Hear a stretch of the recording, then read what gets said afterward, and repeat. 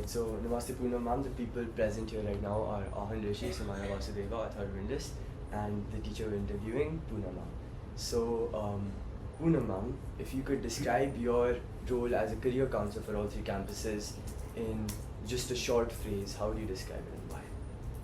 Guiding students, mentoring students, and we hope that they choose the right path and are able to achieve their dreams.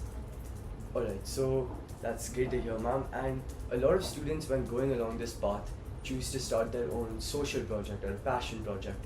So, as a career counselor, what role or what guidance do students come to you to take with regards to their social projects? So, unfortunately, students today pick up projects with the sole aim of getting into that college that they dream to get into. Okay. And we as a team across both campuses really wished it was not pitched to that college that they are targeting, but we as a team just hope it was for them to pursue their passions or try to make a change, a difference in the world, and to find out what their interests are, pursue their interest and passion, and that ultimately obviously sums up into their college application as the time comes closer. Because today you have children and families who come even before grade 8 who are looking to pursue passion projects as they are called today. And so the guidance that we give them as a team is, it's not about calling it a passion project or using the term profile building, but do what actually interests them, what they are passionate about and what resonates with them.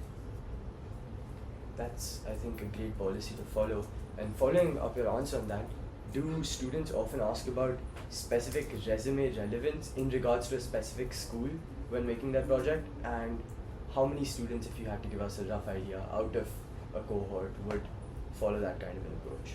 So I would like to make this more class or age specific. Children in grades in schools like ours, when children are in grade 11 and 12, they have already begun their so-called projects. But when we have younger parents coming in, or anyone above the grade 6, not 6, maybe 7, 8, they do come out to us for guidance on what projects. But younger parents, or even for that matter senior parents, don't say that, okay ma'am, I want to get into X project, X college, so what project should I do? But it's largely, we know that they feel it is a journey to their college application with no particular name as yet on it. Okay. So, following that, do you think that, have you in your own experience seen a project started by a student while they were in school following the applications project? Have you seen any project like that continue after their admissions? Very few projects continue after admissions, although we've been encouraging, an ideal scenario would be that children pass on their projects to their juniors. In some cases they do, but not in all cases. We are trying to put a system in place. But one project that kind of stays in my head is the One Step Greener project. That is something that has come down the generations, and I feel that's something that's going to continue. So, following your answer, could you give us a couple, 2, 3 other names of other social projects that you really believe cause a very quantifiable social change rather than just being used as part of the applications process? Yeah, so there are 3, 4 that come to my mind, of which one among them that was, I think, very close to my heart, and also because I worked very closely with the child, I don't work so closely with all children one-on-one, was the student of ours who had studied the medical insurance or medical support policies for the underprivileged, and he had read up all those economic policies. He had then reached out to the support staff in his society and then to all the 4 campuses. So he actually helped many of the Didis and Bhaiyas in school get medical insurance. So that was something that really stood out in my head. And there was another child in the graduating batch who did something similar with eyes, something similar related to vision. I think we saw so that was also, you must have seen those videos. So, those were really impactful, and also I think the children really wanted to make that change. Of course, it just gets geared towards that application eventually, and then there was the other was the Genes project, which this child, I don't know if you've heard of Nirvana. it. Yeah, and he had started it, and how he had converted jeans into sleeping bags. Right. So that was also a very big project. So I think it was called like Project Jeans. Blue Green. Jeans. I'm forgetting what it was called. Yeah, it was- but it was, but that was also something very interesting and made a lot of change, and we knew that the children were very invested in that project. So as counselors, we get to know the child who's invested in it and someone who's just doing it. Right. And as students ourselves, we also feel the pressure of college applications. We're in the 10th grade ourselves, so not so much as our seniors, but we do feel that pressure and we do want to come up with a project for ourselves, right? All of us follow that kind of a path.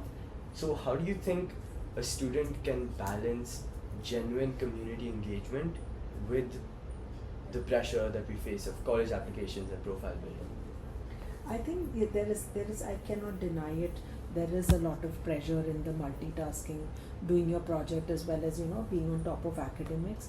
But somewhere if you're following your interest, you're following your passion, you find the time for it. And as you grow, but you should begin early on.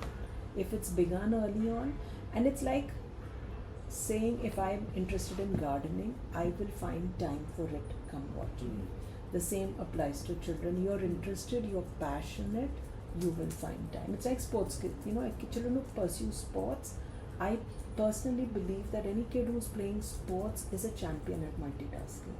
You're so passionate, you've got such positive hormones in your body after that physical exercise that you will be able to come back to do your academic work as well. Okay. It gets tough.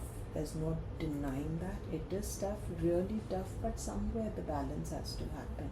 And if children understand the importance of reducing screen time, reducing time on social media, they will carve out time for us.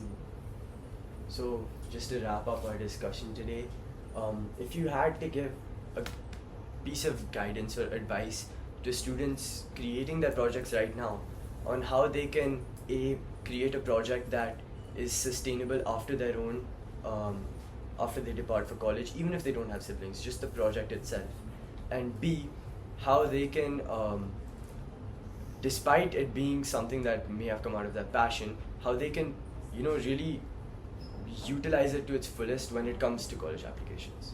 So to answer the first part of your question, that's a child should at least from the second term of grade 11 start ideating on who are the children they can pass the project on to. Okay. That's really, because if you've done that and your heart has been open enough to identify the kid and start engaging the child in whatever you are doing, because you've also been very passionate about something, you want it to be carried on with the same passion. So if you should have that heart large enough to hand it over, because also understand that you may have the time to take it forward in college, you may not have. In most cases it is not possible, because even though you can do it online, the geographic time zones are so different, it's Right. not possible. So identifying the child, talking with your counselor, first identify the right child who has the right passion and the interest, and then looping in your assigned career counselor to ensure that it gets carried back. Like I can talk about the child who did the project for the Didis and Bhaiyas. He was so passionate about some kid taking it over, but somehow we couldn't make that connect because that child wasn't identified.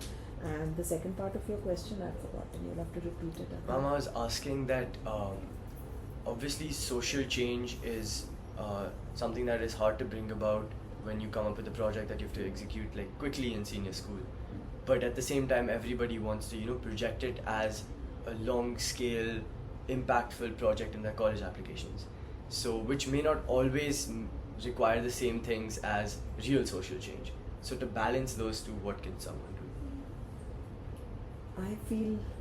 I feel young children, especially grade 8, 9, they have so much creativity, they have so many ideas. If they put their heart into it, like I can give an example of a parent. The child was someone who really felt very strongly for the society.